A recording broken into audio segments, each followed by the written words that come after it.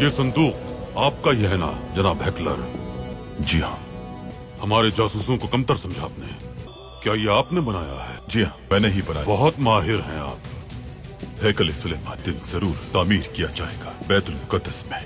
हम मस्जिद अक्सा के मकाम पर तामीर करेंगे। क्या आपने कभी मस्जिद अक्सा देखी है? नहीं। फिर हम आपको दिखाते हैं।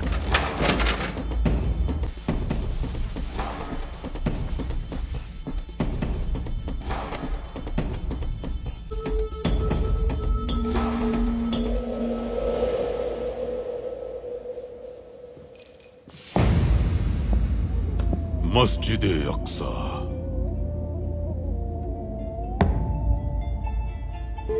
मस्जिद अक्सा कयामत तक कायम रहेगी और हमेशा मुसलमानों की ही मिल्कियत रहेगी।